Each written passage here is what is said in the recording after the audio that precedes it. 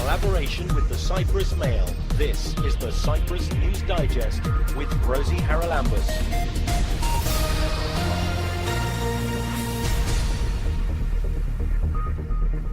Coming up on the programme this week, we discuss issues relating to access rights for migrants and refugees, with panellists from a conference held in Nicosia last week that looked at action on the ground and policy change. Among them, Akel MP Eleni Mavrou. I think that the main problem in dealing with asylum seekers, with refugees, with migrants, is the lack of a comprehensive policy. The new head of the UNHCR in Cyprus. And then there are others who are clearly refugees, like people who are coming from Syria. They are refugees just for the fact of being Syrians because they are fleeing a war. So these individuals also should go through accelerated procedures and have a very quick response. And an executive committee member of Euromed Rights. Reception have to be always with integration practice. That is mean classes of languages, training, the possibility to enter in the labor market, of course the right to work. And we'll end on a lighter note on the topic of upcycling, talking to people who are making shelters for the homeless out of plastic bottles. We want to test it with people we know that are living in the city of Nicosia and they are without shelter. KISA, the local NGO for equality support and anti-racism, organised an event recently at which there were several speakers from across Europe. Access rights for migrants and refugees in Cyprus was the title of the conference, and on the first panel of the afternoon, one of the speakers was Eleni Mavrou, who is chair of the Standing Committee on Internal Affairs at our House of Representatives. When I spoke to her afterwards, she outlined what she'd been trying to say. We could talk for hours about the delays in reviewing applications, about the inadequate funds available, the difficulty in finding housing or employment.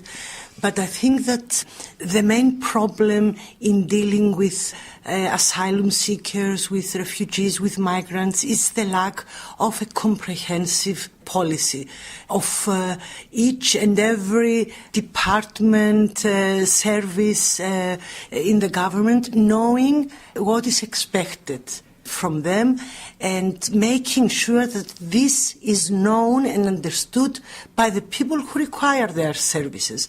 So, yes, I think this is the main problem. Other than that, I think that we should stress at the same time the need to create a culture, a welcoming culture in the local population, helping people understand that refugees or even migrants are a plus to the society and not a drain to government funds or labour opportunities. It's extraordinary to me, Eleni, that when you think back to even the 50s, the 60s, and then, of course, 74, the number of Cypriots who migrated to other countries, Australia, the UK particularly, who were welcomed with open arms and who went on to make very good lives for themselves. We have our own people who showed us how this can be done. Why is it that we don't seem to understand that in Cyprus? Okay, people forget easily, and I think that fear, especially if it's cultivated by people in public positions, is a very strong sentiment. We've been through an economic crisis. A lot of people lost their work, their job, or they're afraid of losing their house. It's easy to find a scapegoat in refugees and asylum seekers instead of trying to find what went wrong within our society to reach this point. And I don't think it's a Cyprus phenomenon only. Unfortunately, this is a phenomenon nowadays quite common in Europe. We see the xenophobic governments in Hungary, in Austria, even Scandinavian countries who are considered much more open and tolerant are witnessing now this kind of xenophobic rhetoric and political positions. Have you got an answer? What's to be done? I think it's important, especially for people in public positions, to help people understand the realities that refugees, migrants are a plus to the society. They are not only helping the economy, which they do, but at the same time they give us the opportunity to open our horizons, to enrich our culture with the culture of other people. I just have to ask you one other thing. You were formerly the Minister of the Interior, and at the beginning you were talking about this need to get some sort of cohesive policy. Yeah. Why didn't you do it when you were Minister? But that's one of the things I raised during the debate. For example... But why is it taking so long to put this in place? There was a strategic plan, for example, for integration of migrants and refugees. It was the first strategic plan. There were weaknesses and gaps that we needed to fill in, but we had a framework at least within which to work. Unfortunately, this strategic plan has been abandoned. We just heard from the representative of the Ministry of the Interior that they are now discussing a new plan. I don't know when and what is the content, but I think it is important to build on something cohesive and something concrete. And that's what we tried to do in the past. MP Eleni Mavrou, who is chair of the Standing Committee on Internal Affairs at the Cyprus House of Representatives. Keep up to date with events in Cyprus and around the world with the Cyprus News Digest.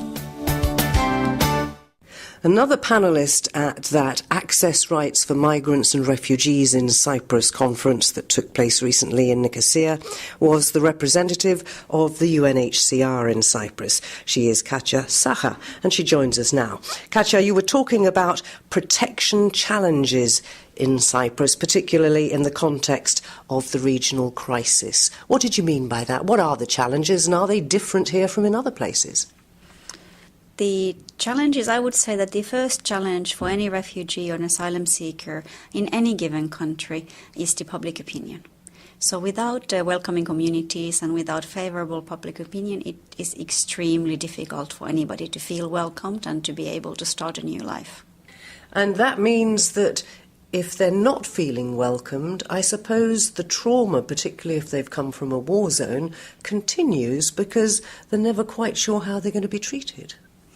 Absolutely, and this is the other issue that is very high on our agenda here in Cyprus. It's how to identify the most vulnerable individuals when they come.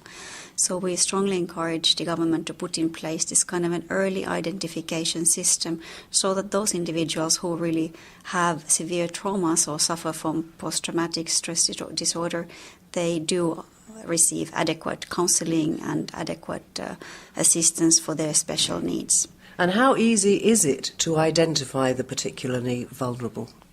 Well, some vulnerabilities are visible disabilities, but some are not. So it is extremely difficult. It is not just by looking at the person or asking how did you or did you go through a trauma that you will identify someone.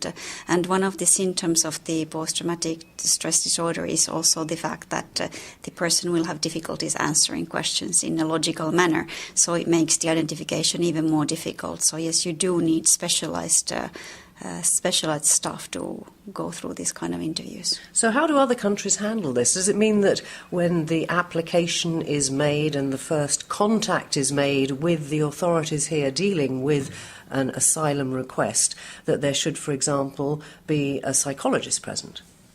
Not necessarily psychologist, ideally yes, but I mean vulnerabilities can be anything. They can be medical vulnerabilities, or they can be just simply a young mother alone with a number of children, or it can be a trauma. So it really depends on the type of vulnerability, or it might be a sexual orientation that makes the person very vulnerable in a certain environment. So it's a skill that we teach how to we can help with checklists. What are the questions to be asked, and what normally happens is when the person first approaches either an immigration police officer or a social worker or whomever it is, somebody who works for the asylum service, whoever is the first person in line to receive asylum seekers, this person will need to have these skills.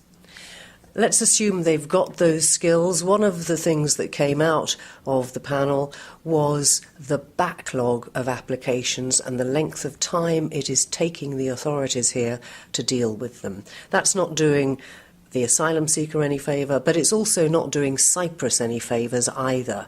How do we get over that problem?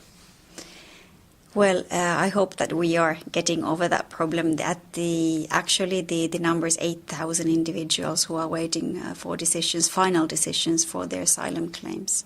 I think it's a situation that needs to be addressed at the first instance, first by putting in place accelerated procedures. Half of those who seek asylum in Cyprus come from countries that do not traditionally produce refugees.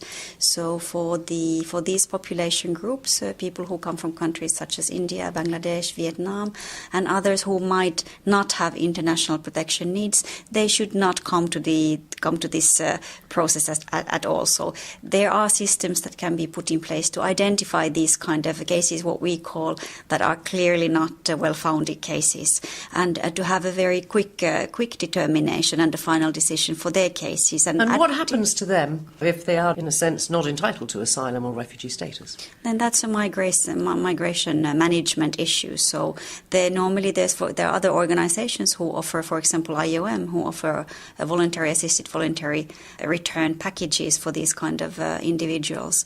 But what is of interest to us, to UNHCR, is that these systems, the asylum system, quickly responds to those who do have protection needs. And this means that there also needs to be accelerated procedures to identify those, first of all, like I said, those who are vulnerable, who cannot wait for years to be addressed because of the distress that they are experiencing. And then there are others who are clearly refugees, like people who are coming from Syria.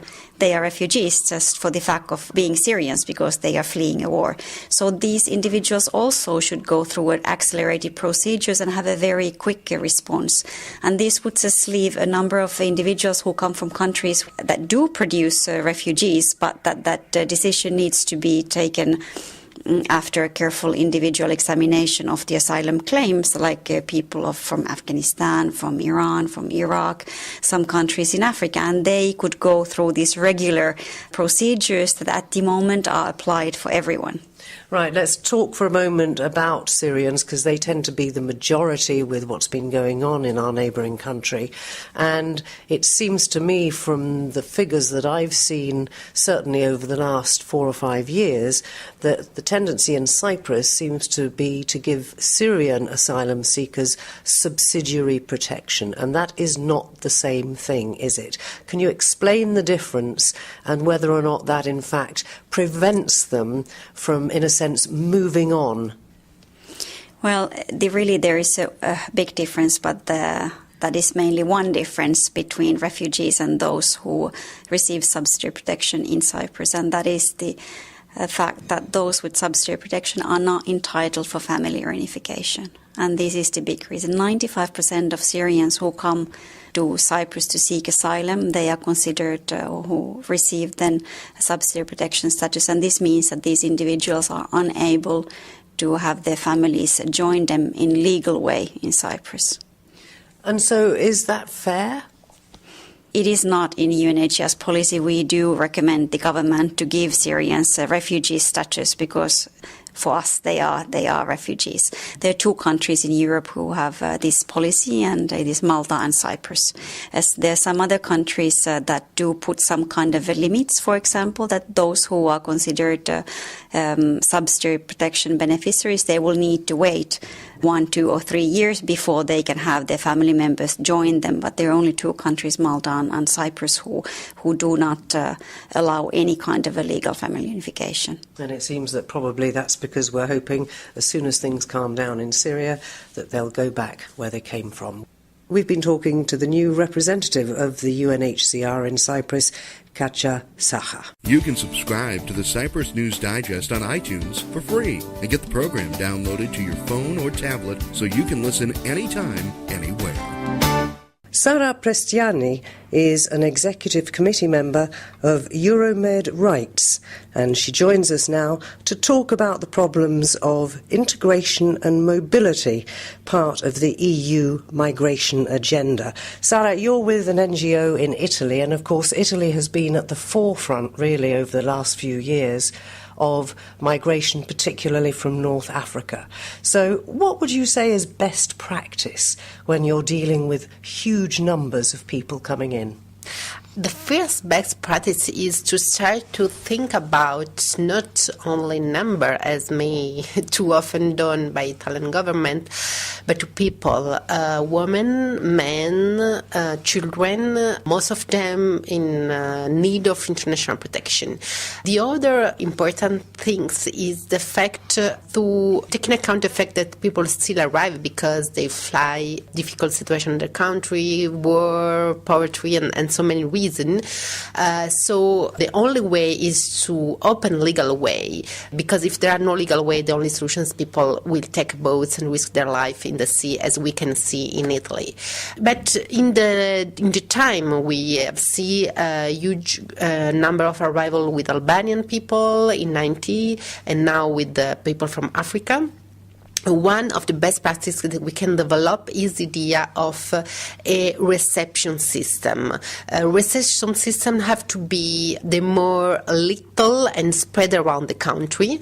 We see that big camps not taking account of personal situation, and reception have to be always with integration practice. That is mean classes of languages, training, the possibility to enter in labor market, of course, the right to work, and the psychological assistance also, because we see that most of the people arriving in Italy have suffered torture in Libya. So in that way, people can be integrated more rapidly and can be enter in the Italian life more easily. Let me just ask you this, though. A boat arrives. The people are offloaded and they go to one of these reception centres.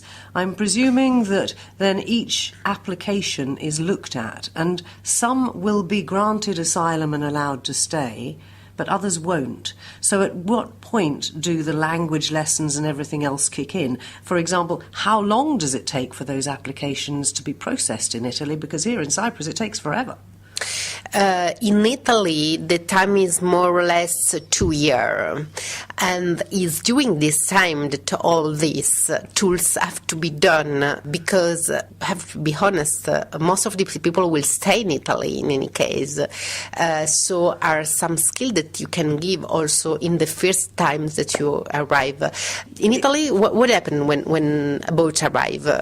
Before 1 year, they enter in a big center in Lampedusa or in Sicily, just a few days, and then they are spread all around Italy in different camps. In some, they are absolutely different, so it's also by chance that there are good camps and bad camps. Good reception system, because there are a little one taking account personal history, a big one that really cannot follow each case. Who runs the camps? organization and association. There are two kind of camps. There is a camps managed by the municipality. That is the word for me. It's best practice because there is a relation with the municipality, but they are concretely run by association. And then there are other camps that are under the control of Minister of Interior.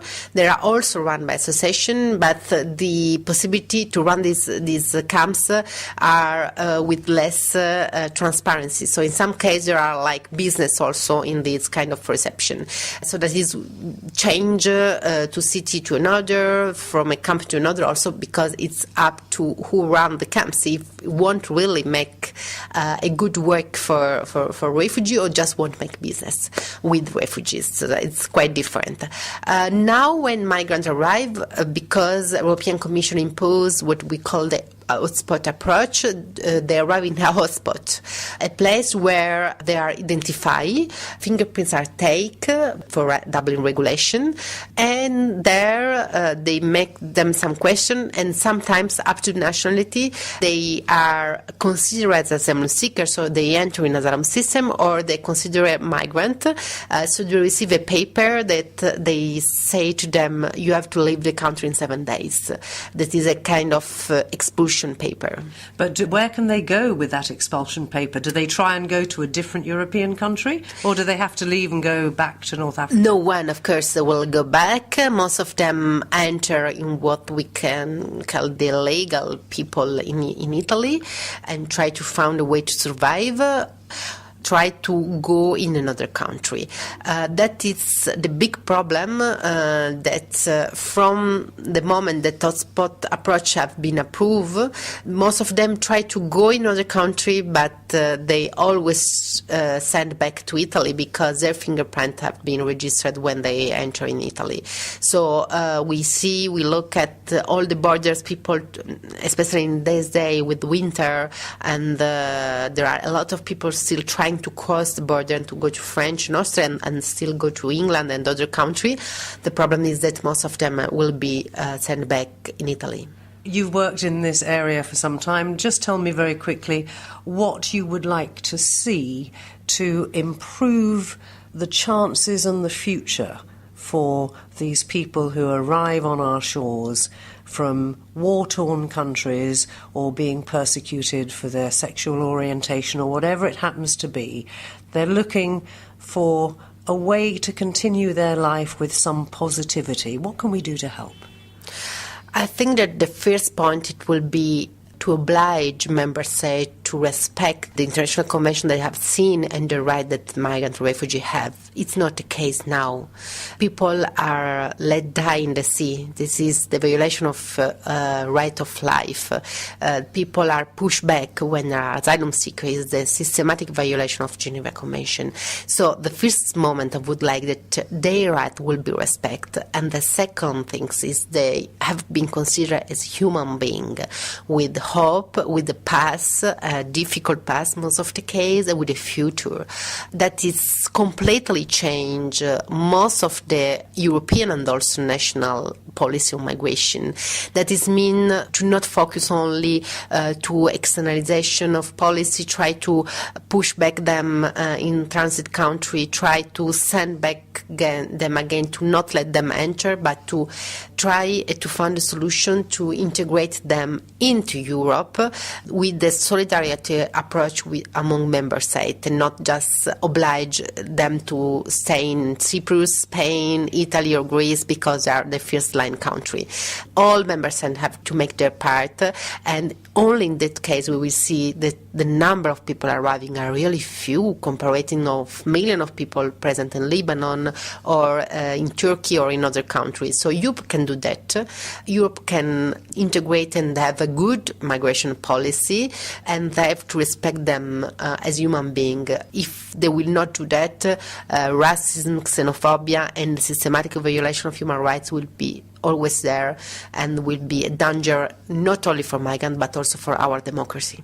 And that is Sara Prestiani from Arci, which is an Italian NGO. She's also an executive committee member of Euromed Rights. Get in touch with the Cyprus News Digest by emailing cyprusnewsdigest@gmail.com. We've spoken before on the programme about homeless people sleeping rough in our parks. Not a joke as the nights get colder. My final guests today are Evdokia Dimitriou and Alexandros Pelletier. They've been running upcycling workshops to teach people how to construct shelters out of plastic bottles. Evdokia explains. Basically, this idea started when I was living in Athens, because in Athens there are many, many homeless people. And it started as a very simple idea to find a way to build a zero-cost shelter for the homeless. And because I worked to one-to-one structures before at the university when I was studying architecture, it didn't seem a very difficult mission. So I started collecting plastic bottles, which was the only way I could figure out how to build it and have it as a zero-cost shelter. And when I started working on it, very randomly I met also people from South Africa who wanted to be part of the project. And we traveled all the way to Johannesburg, where we worked on the structure. We finished it, and we even donated to a community there. And today I'm hosted by Alexandros in his premises of Tesura, where we're again testing the structure and how to build it and even make it more effective. And since Alexandros is also using the concept of upcycling and he's very interested in the idea, we put our passions together and we're trying to bring awareness also to the people in Cyprus, because homelessness is a problem that is also rising now in Cyprus.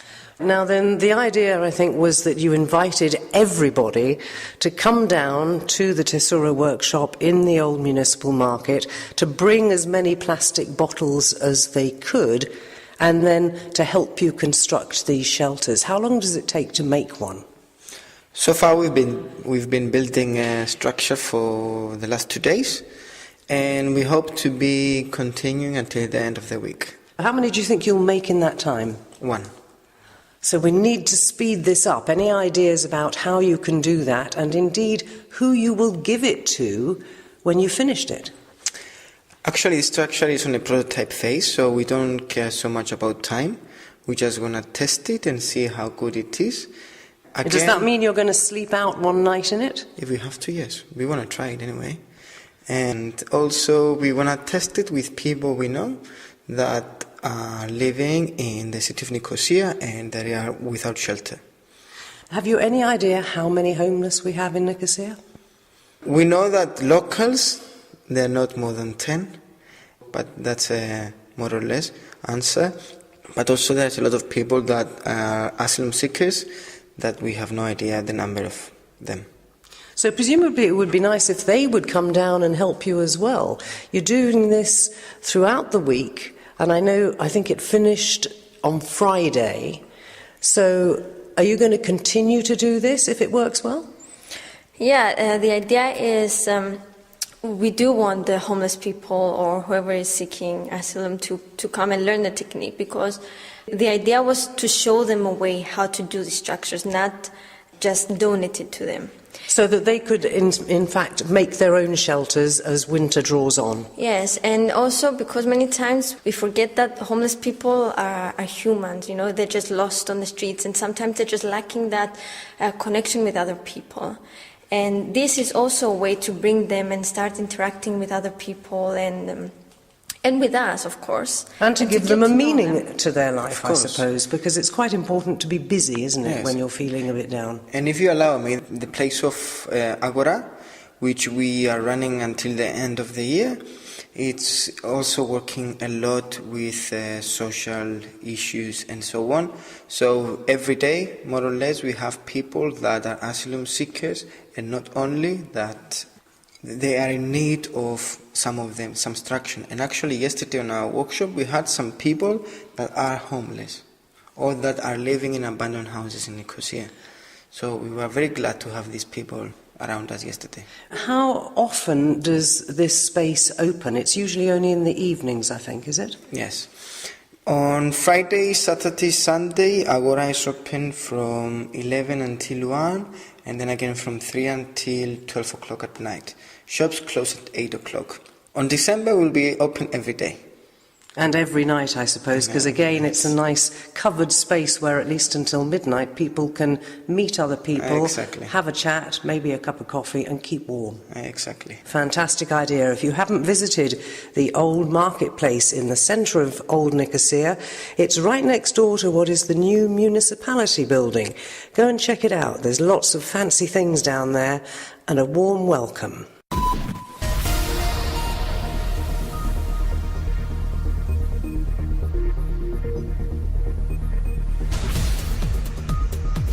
Well, that about wraps up this edition of the Cyprus News Digest. Many thanks for your company. Hope you'll join me next week. Till we meet again, take care and God bless. Bye-bye now.